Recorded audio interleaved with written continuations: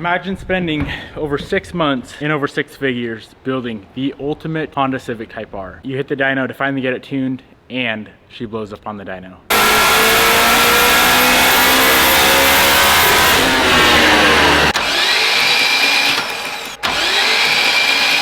Well, guess what? That is exactly what I just did.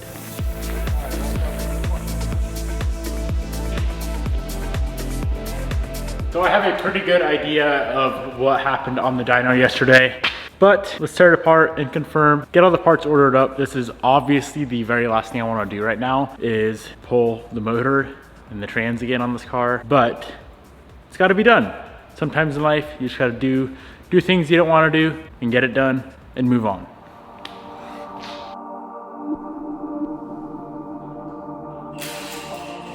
This was definitely one of those moments where I felt like giving up on the project, but just knowing how many late nights, how many long hours went into this, that gave me everything I needed to keep on moving forward.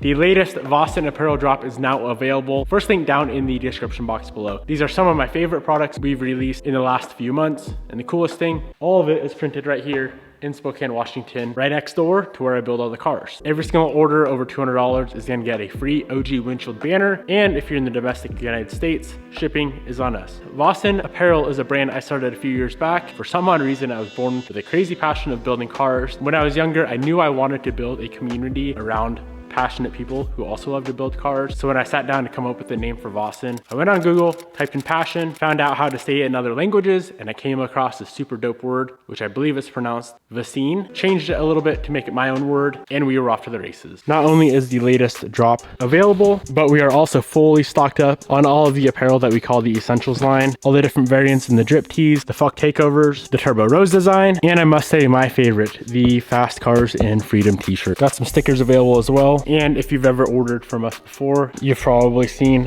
that every order includes this little baggie. I really appreciate your guys' support on these drops and with this company. It's crazy that we are now in this big old warehouse, and printing, designing, sewing, everything gets done right here in Spokane, Washington. Couldn't thank you guys enough for the support. First link down below. Now let's get this clunky K24 back on the road. Since we got this car running and driving, this is the third time this motor's already been out in a couple hundred miles. First time we had to pull it because the stock motor had a leaky head gasket. So we built the whole entire motor. Second time, fourth gear wasn't working, so we pulled it again to build the trans. And then the third time we pulled it because we had a failure on the dyno. Let's get the transmission removed, engine on the engine stand, and start tearing this thing apart.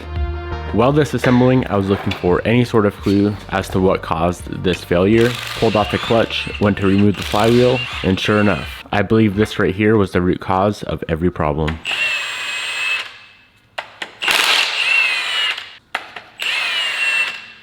What you just witnessed was 3 or 4 of the flywheel bolts had vibrated loose, causing a bit of damage to the back of the flywheel and to the crankshaft.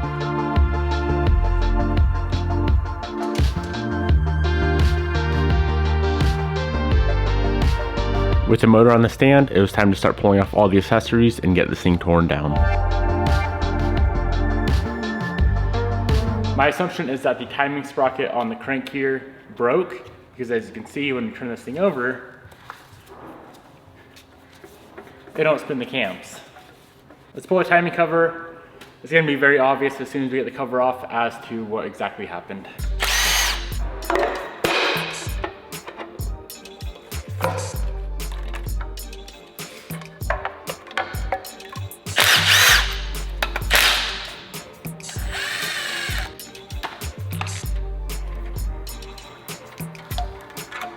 That is our problem.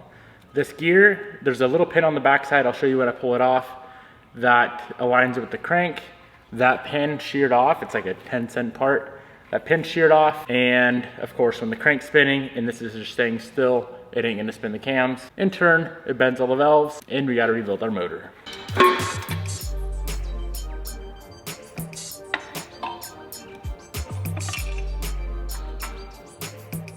So that's where the pin would be sitting. You can see it's sheared off nice and clean, and it's supposed to be going in right there on the crank, but it's gone. Let's remove the cylinder head. Hopefully we don't have too many bent valves. I know there's a couple based off my little leak down test I did.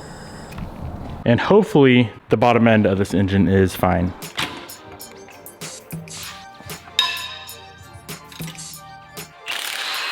How many think are bent? 7? All right. Yep, they're smacking pistons.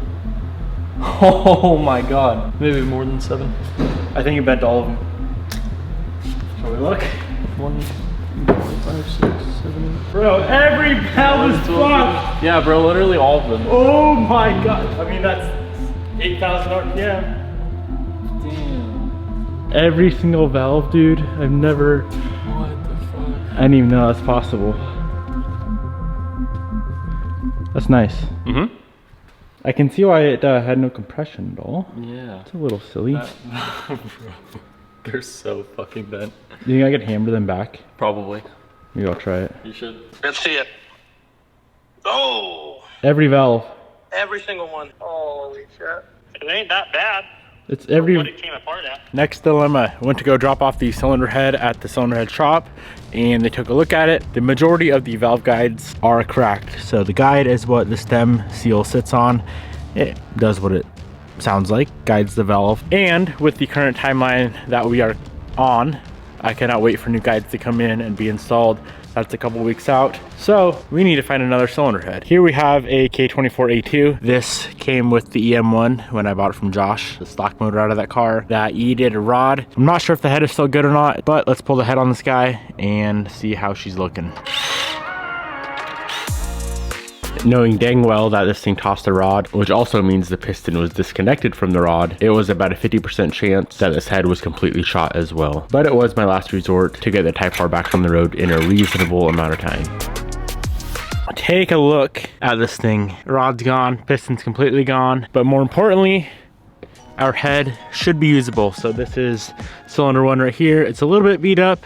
I'm gonna pull the valves to make sure all the seats and the guides and everything looks fine. And if it is, then we need to figure out how to get all this rattle can off because it's a Bader-built special. And then I'll drop this off at the head shop, have it gone through, and we'll have a new head ready to go for the Type R. Let's discuss what happened and what caused this massive failure on the K24. If you look on the crank where the flywheel bolts on, you can see it's a little beat up. And then if we come over to the flywheel, same concept. So what happened is 3 of the 8 flywheel bolts were a little bit loose. I'm not exactly sure how they backed out. They went to 90 foot-pounds with red Loctite, and 3 of them still vibrated themselves loose. And when that happened, all the harmonics going through the crank sheared off the pin for the crank sprocket. And as soon as that crank sprocket let go, of course, timing went way out of whack, and there goes the valves. So I popped over to Drag Cartel and ordered their timing kit. Comes with this lower guide, upgraded timing gear, upgraded tensioner, and a heavy duty chain. I also did pick up the ATI super damper from them as well. Overnighted some stuff from 4Piston as well, flywheel bolt kit, their diamond lock, and then a ARP harmonic balancer bolt. And I decided, just in case I pull the crank and the main bearings are scored up, I'm gonna slap all new bearings in it. Only thing that has not arrived yet is the valves. We are doing all new valve train from Brian Crowder, and that stuff was overnighted as well. UPS just came to drop everything else off. those parts did not arrive. There's a couple other little things that we're gonna do as well to make all the sauce in the world. Goals are changing and we might as well turn it up. As soon as I pulled the crankshaft, I knew there was no sense in replacing the bearings, but the $100 that the new set cost was well worth the peace of mind.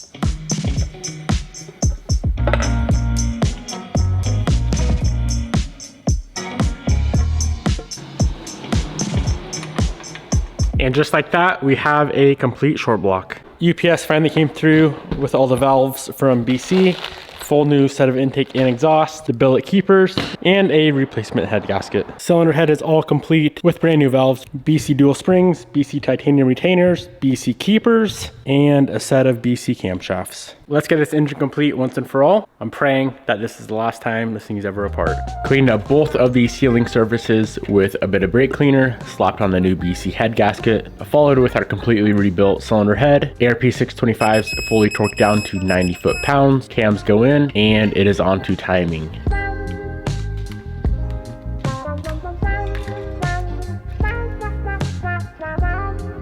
I know the chain and tensioner and all this good stuff that we're installing right here wasn't the reason this thing failed, but I figured while it's apart, we might as well upgrade these goodies as well.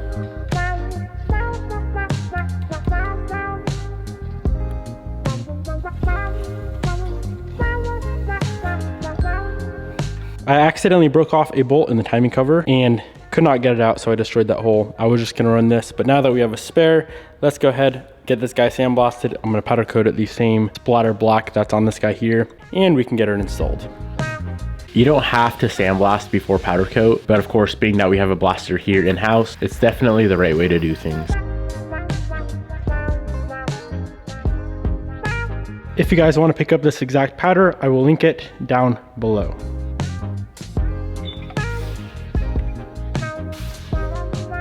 A little bit of Honda Bond to get this timing cover sealed up, more Honda Bond to get the oil pan sealed up, new ATI damper goes on, torque to a 181 foot-pound spec. Last thing, adjust the valve clearance, slap on the valve cover, and we are good to go.